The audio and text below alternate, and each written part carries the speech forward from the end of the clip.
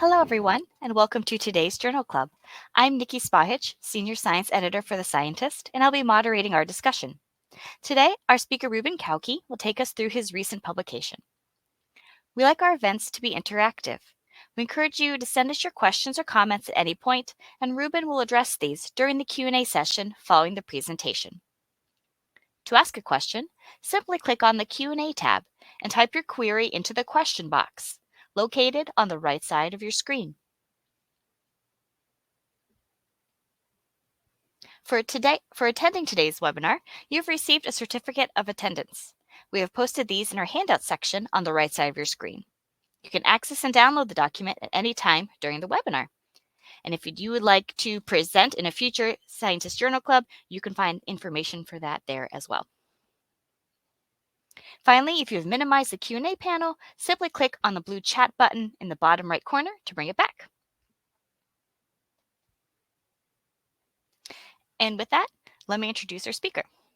Ruben Cauchi is an associate professor of neurogenetics at the University of Malta. He obtained his Doctor of Philosophy degree from the University of Oxford and did his postdoctoral research at the MRC Laboratory of Molecular Biology, University of Cambridge. His research goal is to understand the role of genes involved in the pathophysiology of amyotrophic lateral sclerosis, or ALS, using animal models. Cauchi also leads Malta's National ALS Registry and Biobank with the aim of exploiting the unique isolated island population of Malta to identify novel genetic and environmental factors that lead to ALS. Okay, Ruben, take it away. Hi, I'm Ruben Cauchi, an associate professor of neurogenetics at the University of Malta. And I'm honored to be selected to present our important work at the Scientist Journal Club. The paper I'm presenting was recently published in the Neurobiology of Aging journal, and it is entitled Loss of ALS Risk Factor SCFD1 Causes Motor Dysfunction in Drosophila. In this talk, I will basically highlight our efforts directed at translating a robust genetic association for SCFD1 into a meaningful contribution to ALS pathophysiology. Let me first start by introducing ALS, which many know stands for amyotrophic lateral sclerosis. Muscles in our body are controlled by nerve cells known as motor neurons, the lower motor neurons, which are themselves controlled by the upper motor neurons, which relay signals from a region in the brain known as the motor cortex. ALS is a disease that is characterized by the degeneration of both the upper and lower motor neurons. Clinically, the loss of these neurons results in muscle weakness and spasticity, leading to progressive and severe disability over the course of a few months or a few years, eventually resulting in death due to respiratory failure. ALS is relatively rare, with a worldwide incidence of around 2 cases per 100,000 person years. Due to my work, I'm constantly in contact with ALS patients. However, due to the rarity of the disease, for many, the likelihood of meeting and interacting with someone having the disease remains quite low. With this in mind, for rare diseases including ALS, we usually single out famous people who had or have this disease, including genius composer Dmitri Shostakovich, NFL legend Steve Gleason, and physicist icon Stephen Hawking. These so-called celebrities already start to give us important clues about disease etiology. Indeed, male sex and increasing age are undisputed epidemiological risk factors for ALS. Genetics also plays an important role in ALS etiology. Due to the advances in genetic technologies, today we can identify highly penetrant mutations in around 3/4 of our patients that report a family history of the disease. These are patients that have so-called familial ALS or FALS and constitute a small minority of cases that we see in our clinic. If we look at individuals with sporadic ALS or SALS, meaning those patients without a family history of the disease, we can identify causative mutations in less than 1/4 of the cases. This goes to show that in the vast majority of patients, the etiology of the disease remains unexplained. And we believe that in these cases, ALS results from an interaction between genetic and environmental risk factors over time. Progress has been made in identifying environmental risk factors. Several studies have reported that football players and military servicemen have an increased risk of developing ALS.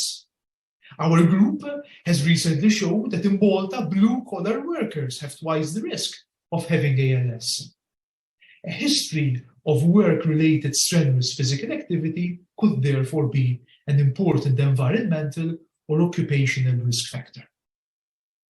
But what about the genetic risk factors? Have these been identified considering our advances in genomic technologies? And great strides have indeed been made through the largest collaborative international study of ALS known as Project Mine.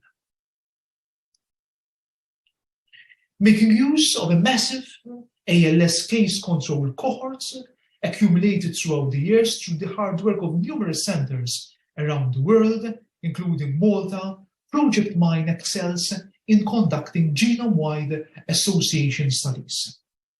In a GWAS, we take an unbiased, non-gene candidate-driven approach, whereby we screen all the genes in our genome for common variants, the so-called single nucleotide polymorphisms or SNPs. We screen for SNPs that have a high frequency in ALS patients and a low frequency in controls. The SNPs act as markers, hence they mark a region or a gene within the human genome that may increase the risk of ALS.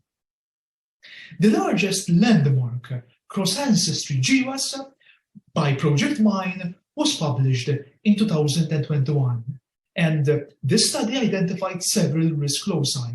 Indeed, let's take a look at the Manhattan plot, which is the typical output from a GWAS study. And here one can notice several signals above the threshold for genome-wide significance in ALS patients compared to controls. I particularly highlight the robust signals from the SCFD1 and the ANG13A loci, which denote genomic regions or genes that are altered in ALS patients compared to controls. The relationship of the identified risk genes with disease mechanism has, however, remained unresolved. However, most recently, two compelling studies have successfully demonstrated the precise manner in which risk polymorphisms in the ANG13A gene contribute to disease pathogenesis. A hallmark feature of all neurodegenerative diseases, including ALS, is pathological protein aggregation. And for ALS, in more than 98% of all ALS cases, we find TDP43, a protein which gets aggregated. In healthy neurons, TDP43 resides in the nucleus. It is involved in splicing. It specifically represses the inclusion of unwanted RNA into mature messenger RNA transcripts, including the ANG13A transcript. And this unwanted RNA, shown here in red, is known as a cryptic exon. In ALS, TDP43 gets aggregated. It disappears from the nucleus and instead aggregates within the cytoplasm. And it appears that ANG13A gets misspliced when nuclear TDP43 is absent.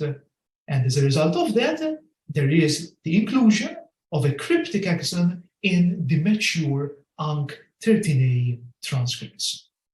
Inclusion of these cryptic transcripts usually result in premature stop codons or frameshift mutations that lead to nonsense-mediated degradation of messenger RNA. And as a result of that, what we have is a decrease in UNC13A expression. The UNC13A risk variants are located within the cryptic exon, and their presence was shown to alter the affinity of TDP43 binding, hence making the inclusion of the cryptic exon in the messenger RNA more likely. UNC13A variants therefore increase risk of one developing ALS in the presence of TDP43 pathology. And the classic paper, making use of the Drosophila model system, showed that although UNC13A mutants have more or less normal synaptic morphology, synaptic function or neurotransmission is, however, greatly impaired, and this ties well with ALS pathophysiology. Now, moving on to SCFD1, the relevance of its genetic association with ALS has remained unresolved.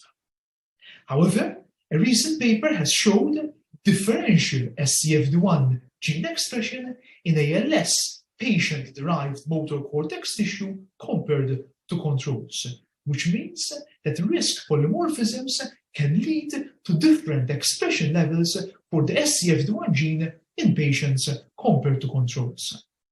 SCFD1 stands for SEC1 family domain containing 1. And although an in vivo analysis of the SCFD1 function of this gene in the neuromuscular system was lacking, the molecular and cellular functions of this protein have been very well studied. Indeed, mostly from yeast-based studies, we know that SCFD1 regulates the transport from the ER, from the endoplasmic reticulum, to the Golgi body, the transport of vesicles, the so-called anterograde transporter. And the SCFD1 does this function by ensuring the correct assembly, in addition to opposing the disassembly, of a complex formed of several snare proteins, shown here in green. The snare complex is itself required for the fusion of ER-derived vesicles with the Golgi membranes. A role for SCFD1 in intra-Golgi or the Golgi to ER retrograde transport has also been proposed in recent years. However, before our work, studies on animal models with complete or conditional SCFD1 function have been limited. Such studies, we believe, are critical for assessing whether the SCFD1 gene and its product play a crucial role in maintaining the motor system in vivo. And this is a quest which is highly relevant for ALS pathophysiology.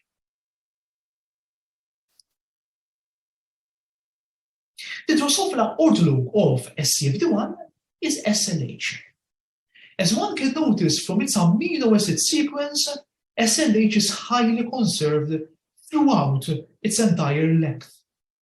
Amino acid similarity is therefore quite high at 76%, whereas amino acid identity is around 57%. We employed a gene switch system to activate 4 different RNAi transgenes that target different regions of the soul to predicted SLH messenger RNA transcripts.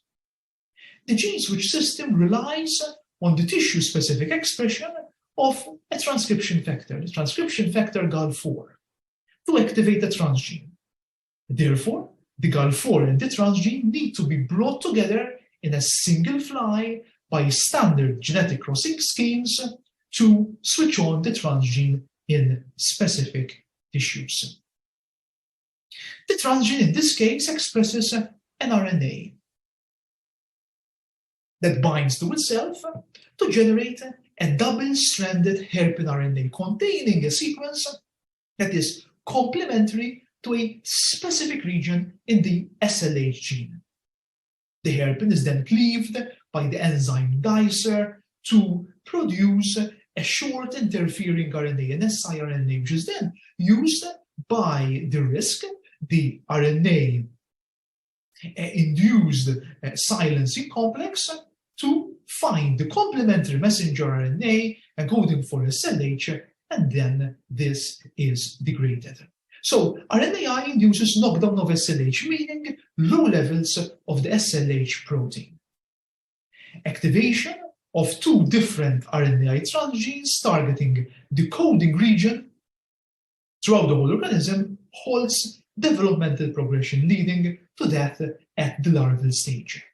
In contrast, activation of RNAi transgenes targeting this time the 3' untranslated region leads to viable adult flies. And we noted that viability outcomes correlate well with the relative residual SLH expression as assessed by quantitative RT-PCR. RNAi transgenes targeting non-coding sequences induced a mild to moderate reduction in SLH transcript expression, whereas RNAi transgenic constructs targeting coding sequences induced a very strong reduction. Since our RNAi constructs decrease SLH expression to varying degrees, leading to different impacts on plant viability, we could activate them specifically in muscles or neurons to explore any impairment in motor function at different stages of the fly life cycle. Making use of RNAi constructs associated with less and less severe decline in SLH transcript abundance, we generated adult flies with selective knockdown of SLH in either muscles or neurons. Muscle-specific SLH gene silencing induced significant deficits in motor behavior, in flight behavior, specifically flight behavior, which we measure by comparing the distribution of flies landing in either of 4 sectors following drop-off in a cylinder. We also observed significant climbing defects in these flies, which we measure by observing the number of flies that move up in a tube above an 8 centimeter mark by 10 seconds after gentle tapping.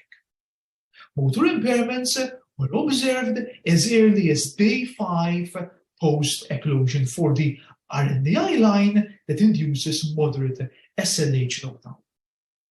When loss of SLH function was directed this time to neurons, we did not uncover significant flight defects, even in day 35 aged flies. However, selective activation of an RNAi transgene that induces moderate knockdown caused motor dysfunction in young adult flies, and there was a significant deterioration over time. Making use of RNAi transgenes that induce an even stronger reduction in SLH expression in either muscles or neurons, we observed that larvae had such a profound decline in muscle power that they failed to contract adequately during propagation, leading to the formation of puparia with significantly higher axial ratios compared to the baseline observed in controls. We next questioned whether we can link the motor deficits, which we observed on loss of SLH function, with defects in motor synapses, which are a known sign of ALS pathology. To do so, we dissected larvae having a strong SLH knockdown in either muscles or neurons. This procedure exposes the body wall muscles. We then fix the larval fillets and stain the neuromuscular junctions, or NMJs, making use of a technique known as immunofluorescence. On examining the NMJs of motor neurons innervating the abdomen of larvae, we observed a decrease in NMJ span and complexity compared to control on muscle or neuron selective knockdown of SLH. On quantification, NMJ morphology parameters, including NMJ area and number of branches per NMJ and number of mutons per NMJ, they were all profoundly depressed, all profoundly decreased when SLH levels were reduced in either the muscles or the neurons. We have therefore confirmed in vivo that loss of SLH function is a meaningful contributor to ALS. But how does loss of SCFD1 function predispose to ALS? How does loss of ALS function increase the risk of ALS? To answer this question, we made use of RNA-seq to profile the transcriptional responses to loss of SLH. Amongst the most significant changes, we revealed a downregulation of genes encoding chaperones, which are those factors that correctly fold proteins into complex 3D structures. Therefore, several genes that encode heat-shock proteins all had their expression significantly depressed.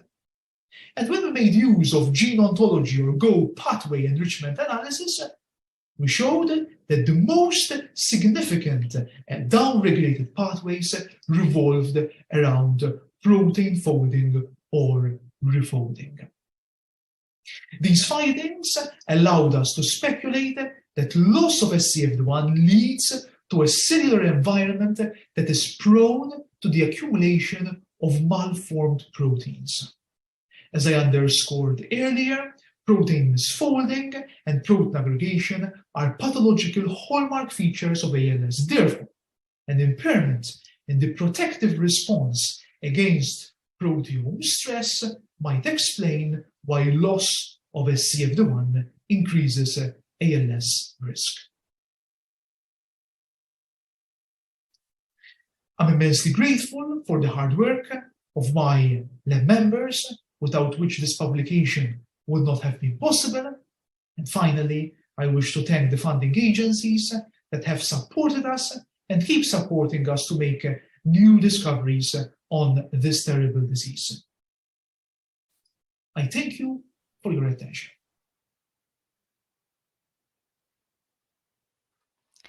Thank you for that presentation, Ruben. We have several questions, so let's get to them. First of all, have you done any experiments confirming the transcriptomic changes you detected upon SCFD1 gene silencing? First and foremost, thank you. That's a very good question.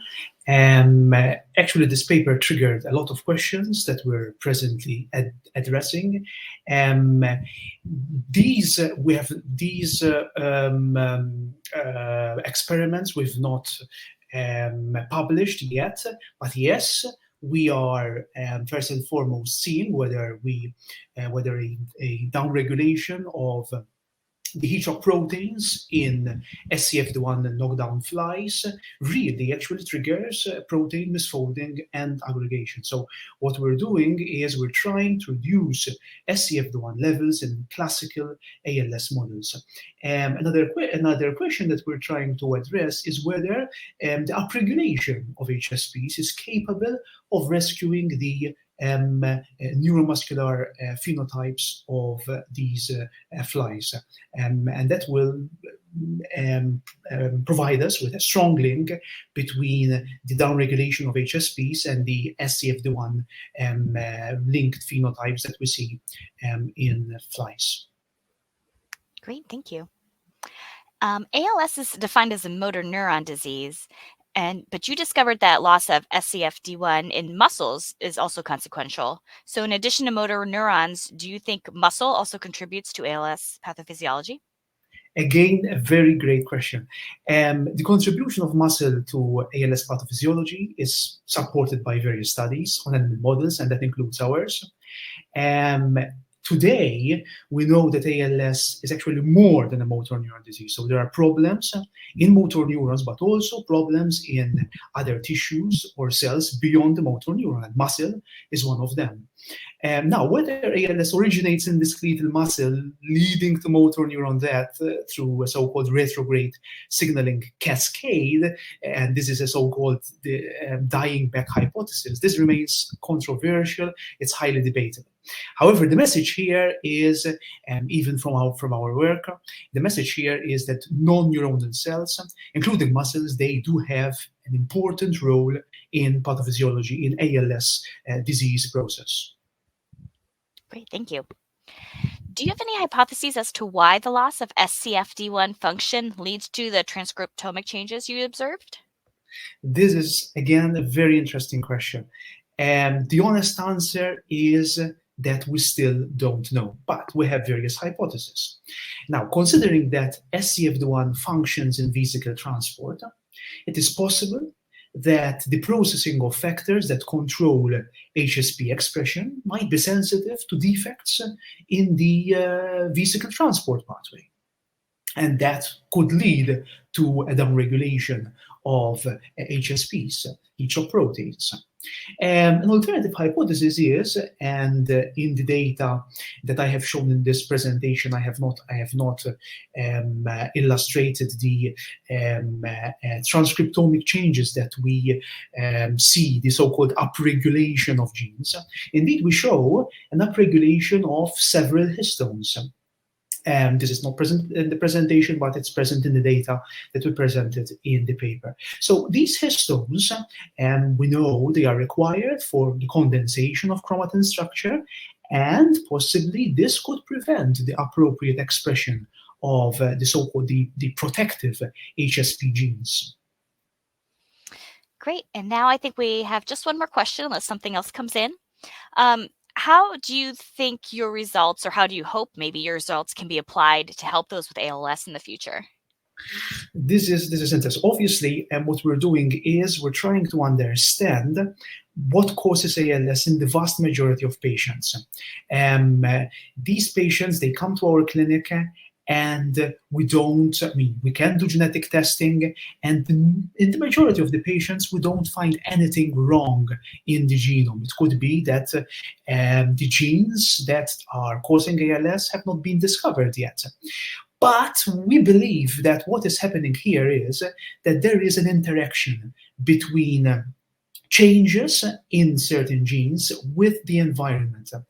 And from our GWAS study, as part of Project Mine, we are defining these changes and how these changes are interacting with the environmental factors. And one of these changes should be occurring. One of these changes is linked to the SCFD1 gene. So understanding its function, understanding its impact on the motor system, on neuromuscular function, will help us to devise or understand better the pathophysiology, and in so doing, we can identify targets that we can, then create drugs that allow us to ameliorate those phenotypes that we see in animals and eventually in patients. Great. Well, thank you, Ruben, for that discussion. We appreciate having you here today.